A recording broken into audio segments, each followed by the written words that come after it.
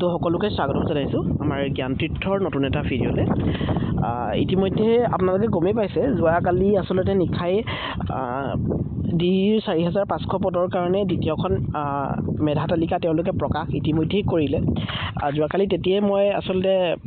আপোনালোকৰ কাৰণে ভিডিঅ'টো বনাবলৈ অকণমান মোৰ প্ৰব্লেম হৈ গ'ল, অকণমান ট্ৰেফিকত থকাৰ দৰে হ'ল। তো আজিও আপোনালোকে যিহেতু কথাখিনি গমেই পালে, সেইকাৰণে আৰু নতুনকৈ ভিডিঅ' এটা বনাই ৰাতিপুৱাই মই জনোৱাৰ প্ৰয়োজনবোধ নকৰিলোঁ। এতিয়া বহুতে আচলতে আমাক মেইলতে হওক বা এনেকৈ ধৰণে সুধি আছে মেছেজৰ জৰিয়তে যে দ্বিতীয়খন মেধা তালিকা আহি গ'ল, আৰু আমি কোৱাৰ দৰে দ্বিতীয়খন মেধা তালিকাটো প্ৰায় 1% বা 0.05 0.08 এনেকুৱা ধৰণৰ পাৰ্চেণ্টেজলৈকেহে আপোনালোকৰ মাৰ্কছসমূহ কমি আহিছে, হয়নে? মানে কাট অফটো কমি আহিছে। এতিয়া মূল কথাটো হ'ল বহুতৰে প্ৰশ্ন যে তৃতীয়খন মেধা তালিকা প্ৰকাশ পাবনে, হয়নে? এইটো এটা ডাঙৰ প্ৰশ্ন, তৃতীয়খন মেধা তালিকা প্ৰকাশ পাবনে? আৰু যিহেতু তেওঁলোকে এপইণ্টমেণ্ট ডিষ্ট্ৰিবিউশ্যনৰ এপইণ্টমেণ্ট ডিষ্ট্ৰিবিউশ্যন চেৰিমনিৰ ডেটটো ইতিমধ্যে আমাৰ চৰকাৰে অফিচিয়েলি ঘোষণা কৰিছে। গতিকে ডিটেইলছত আমি গোটেইখিনি আলোচনা কৰিম, আৰু কাট অফ যদি কমে কিমান কাট অফ কমাৰ সম্ভাৱনা আছে, বা কেনেকুৱা ধৰণৰ কেণ্ডিডেটসকলে এতিয়া গ্ৰিভেঞ্চেছত ভাগ ল'ব পাৰিব, বা কেনেকুৱা ধৰণৰ কেণ্ডিডেটে চিলেকশ্যনৰ বাবে তেওঁলোকে আশা কৰিব পাৰিব যে তেওঁলোকৰ নামটো এইবাৰ ফাইনেল মেৰিট লিষ্ট বা তৃতীয়খন মেধা তালিকাত আহিব পাৰে। গোটেইখিনি কথা আমি ডিটেইলছত আলোচনা কৰিম। মই ভাবিছোঁ ভিডিঅ'টো আপোনালোকৰ কাৰণে অকণমান হেল্পফুল আৰু ইনফৰ্মেটিভ হ'ব ডেফিনেটলি। চ' ভিডিঅ'টো আপোনালোকে স্কিপ নকৰাকৈ সম্পূৰ্ণকৈ চাব। গোটেইখিনি ডিটেইলছ আমি অফিচিয়েল আপডেটৰ সৈতে আপোনালোকৰ সৈতে ডিছকাশ্যন কৰিম। তো প্ৰথমতে যদি আমি যাওঁ, ইয়াতে তেওঁলোকৰ এখন অফিচিয়েল নটিচেই হয়, যোৱাকালি 2 মাৰ্চ তাৰিখে আচলতে প্ৰকাশ পাইছে এইখনো। ইয়াতে চাওক স্পষ্টকৈ তেওঁলোকে কি লিখিছে, আপোনালোকে যদি মন কৰে ইয়াতে স্পষ্টকৈ তেওঁলোকে কিছুমান কথা উল্লেখ কৰিছে। The second provisional merit of the candidates for the post of teachers of lower primary হওক বা আপাৰ প্ৰাইমেৰী হওক, ইয়াতে তেওঁলোকে will be published in official website. তেওঁলোকে 2 মাৰ্চ তাৰিখে তেওঁলোকে প্ৰকাশ কৰিছে দ্বিতীয়খন মেধা তালিকা। যিহেতু বহুতে অপেক্ষা কৰি আছিলে দ্বিতীয়খন মেধা তালিকাৰ কাৰণে, আৰু যিসকলৰ নাম দ্বিতীয়খন মেধা তালিকাত অন্তৰ্ভুক্ত হৈছে, তো বহুত বেছি কংগ্ৰেচুলেশ্যন, আপোনালোকক বহুত বেছি অভিনন্দন থাকিলে আমাৰ জ্ঞানতীৰ্থৰ পৰিয়ালৰ তৰফৰ পৰা। বাৰু যি নহওক, the district and category wise cut off marks R also' publish. আকৌ এক্সট্ৰাকৈ এখন ডিষ্ট্ৰিক্ট আৰু কেটেগৰী ৱাইজ কাট অফ ইয়াতে পাব্লিছ হৈছে। আমি দেখাই দিম যোৱাবাৰকৈ কিমান কাট অফ ইয়াতে কমিছে, ঠিক আছে? আমি কম্পেয়াৰো কৰি দিম আপোনালোকক এইটো ভিডিঅ'তে। গতিকে আকৌ এখন কাট অফ লিষ্ট ইয়াতে পাব্লিছ তেওঁলোকে কৰিছে। নেক্সট 3 নম্বৰ পইণ্টত কৈছে all other terms and condition mentions in the, গোটেইখিনি কথা নটিছখনতে আচলতে উল্লেখ কৰিছে। ইয়াতে 4 নম্বৰ পইণ্টটোত তেওঁলোকে উল্লেখ কৰিছে those candidates marked withheld are instructed to attend on the date, time and venue as mentioned below without fail. তাৰমানে যিসকলৰ ৰিজাল্টত প্ৰভিজনেল লিষ্টত কিছুমানৰ উইথহেল্ড বুলি আহিব পাৰে বা কিছুমানৰ PDFি পেণ্ডিং বুলি আহিব পাৰে, তো সেইসকলৰ ক্ষেত্ৰত চিন্তা কৰিবলগীয়া বিশেষ নাই। মাত্ৰ তেওঁলোকে এটা ডেট দি দিয়া হৈছে, 5 তাৰিখ দিয়া হৈছে, হয়তো 5 মাৰ্চ তাৰিখ, অৰ্থাৎ পৰহিলৈ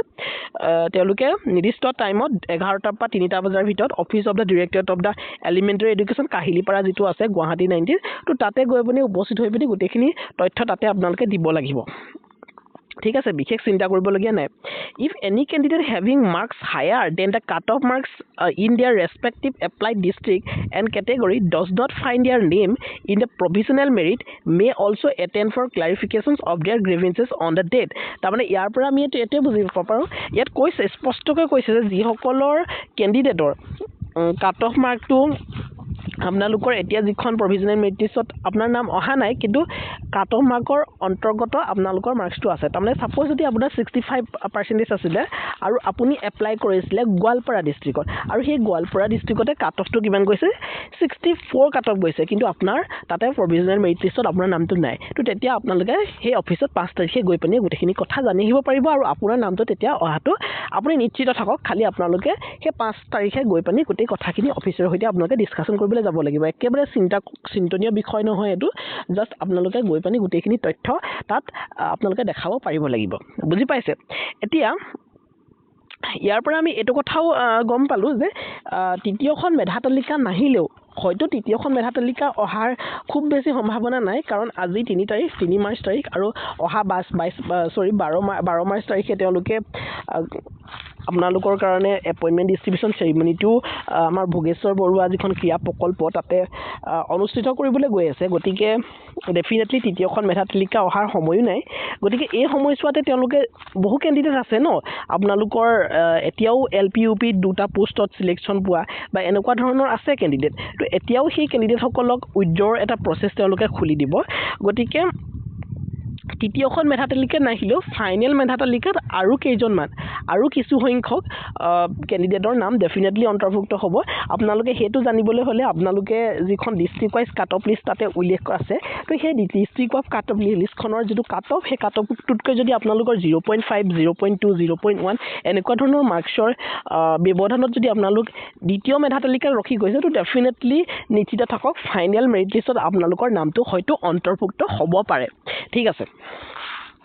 মই স্পষ্টকৈ কথাখিনি কৈ দিছোঁ এটা 6 নম্বৰ পইণ্টটো হেতুৱে কৈছে the candidate who have been selected in multiple post তাৰমানে যিসকল মাল্টিপল পোষ্টত সিলেক্ট হৈছে আৰু instructed to select option preference in the যিটো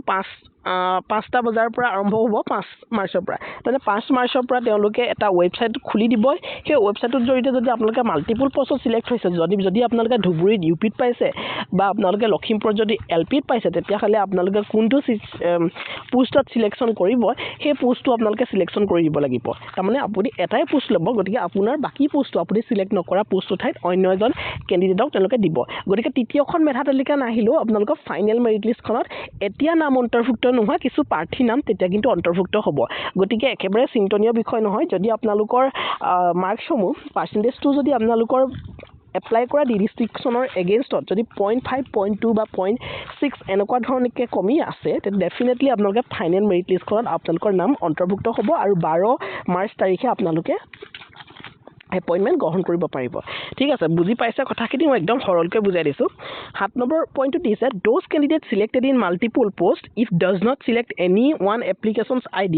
as given in the 0.6 then one application ID will randomly be selected by removing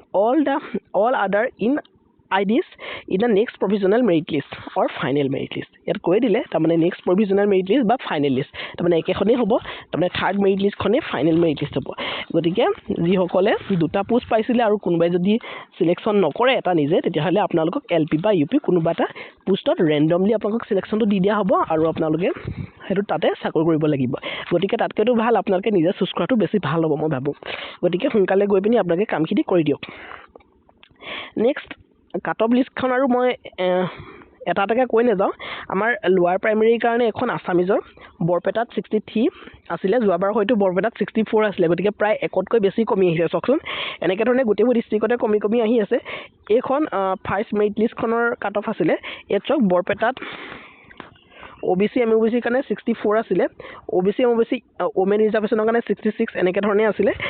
কিন্তু আমাৰ এই second merit লিষ্টখনত যথেষ্ট কমিছে বৰপেটাত 63 লৈকে নামিছে OBC MOBC 65 লৈকে নামিছে তাৰমানে 1%তকৈ বেছিকৈ ইয়াতে নামিছে গতিকে প্ৰতিখন ডিষ্ট্ৰিক্টৰ ক্ষেত্ৰত সেই একেই হৈ আহিছে নেক্সট আমি যদি চাওঁ এখন আমাৰ আপাৰ প্ৰাইমেৰী ক্ষেত্ৰতো বৰপেটাৰ 64 আছিলে OBC MOBC কাৰণে আৰু ওমেন ৰিজাৰ্ভেশ্যনৰ কাৰণে 67 আছিলে তেনেকৈ ধৰণে গোটেইখিনি ইয়াতে উল্লেখ আছে ঠিক তেনেধৰণে আপোনালোকে যদি মন কৰে এই যেটো আপাৰ প্ৰাইমেৰী কাৰণে ইয়াতে 65 আছিলে কিন্তু আপোনাৰ